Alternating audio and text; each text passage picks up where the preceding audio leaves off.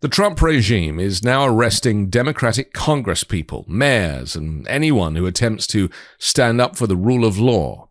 Trump campaigned on the promise of investigating and prosecuting those he perceived to be his rivals, and he doesn't appear to need a legitimate reason to do it.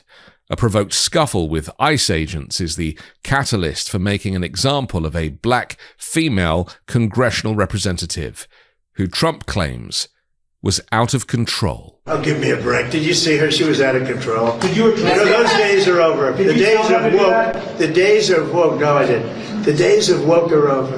That woman, I have no idea who she is. That woman was out of control. She was shoving federal agents. She was out of control.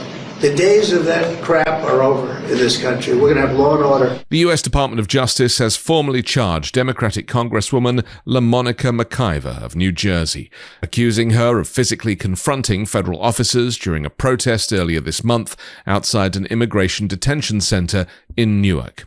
According to court filings released on Tuesday, Mccyver is facing 2 counts related to allegedly assaulting, resisting, and interfering with law enforcement officers during the protest at a U.S. Immigration and Customs Enforcement facility. Interim U.S. Attorney for New Jersey, Alina Habba, a former attorney for Donald Trump, first revealed the charges on the public social media platform X late last night ahead of the public release of the documents. Except the Congresswoman didn't assault anybody, as video evidence clearly shows. They wanted to make sure the facility was up to code. At one point, you can see on video ICE agency walk outside of the gates on a public property to detain Mayor Baraka. The mayor is shielded by 2 congresswomen. The Department of Homeland Security released a new video claiming that Congresswoman Mccyver pushed ICE agents as they tried to arrest Baraka. That's why they say that now, nearly 2 weeks later, that she's facing a charge of assaulting a federal agent. Keep in mind, at the time of the mayor's arrest, Congresswoman Mccyver was never detained, never arrested, or charged with anything, but instead she was brought inside the facility and given an hour-long tour of the facility where she was able to speak with some of the people being held inside. Mccyver responded to the announcement by dismissing the case as political intimidation and said she's eager to defend herself in court. In an earlier statement, she called the charges entirely political and expressed confidence that the truth will come out in court. Describing the events at the facility, Mccyver said she and fellow lawmakers were there to observe detainee conditions at Delaney Hall in Newark as part of their official duties.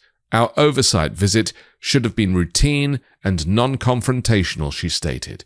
Instead, ICE officials escalated the situation by choosing to arrest Mayor of Newark, Ras Baraka. Meanwhile, Deputy Attorney General Todd Blanche echoed Alina Habba's stance, emphasizing via social media that attacks on federal officers are unacceptable. According to an affidavit filed by Homeland Security Investigations agent Robert Tansey, Mccyver allegedly made physical contact with both an HSI agent and an ICE deportation officer.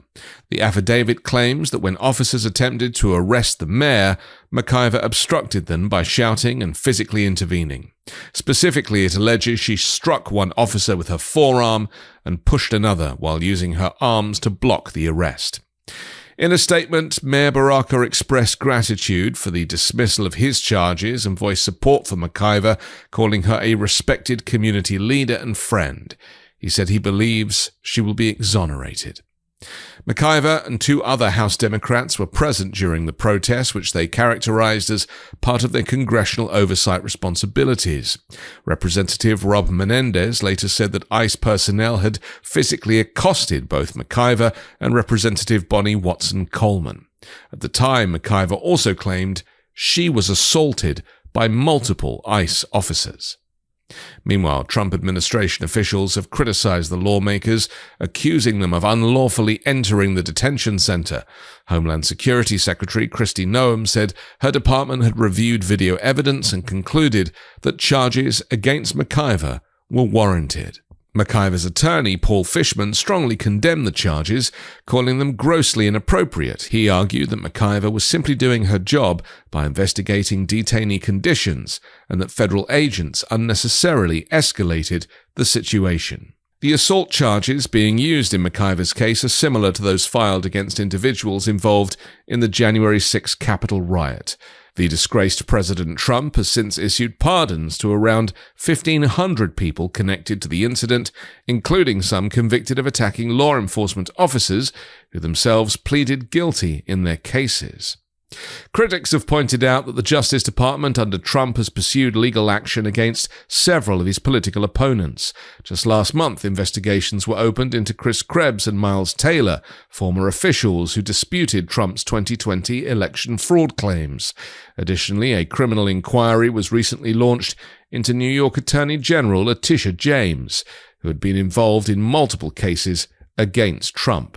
This prosecution is a clear attempt by the Trump administration to intimidate Congress and obstruct its role as a check on executive power, said House Minority Leader Hakeem Jeffries and other Democratic leaders. They pledged to mount a strong response in the coming days. The Trump regime has taken a number of actions that civil rights advocates, legal scholars have described as erosions of civil liberties, firmly pointing toward authoritarian-style governance. Trump has implemented a series of policies and executive actions that, according to civil rights advocates and legal experts, significantly roll back civil liberties and concentrate power within the executive branch, including a major shift to ban DEI and protections for minority groups, including all affirmative action. These actions collectively represent a significant shift in federal policies, with critics arguing that they erode civil liberties and concentrate power within the executive branch, in line with authoritarian regimes of history, where minority groups, people of color, the gay community, even women, have lost their rights in a male-dominated nationalistic movement, the likes of which America has never seen. I'm Anthony Davis. You can find me on the 5 Minute News YouTube channel and podcast, on Wednesdays co-hosting Uncovered, and on Sunday on The Weekend Show with MeidasTouch. Love this video? Continue the conversation by following us on Instagram @MeidasTouch and help us blow past 1 million followers.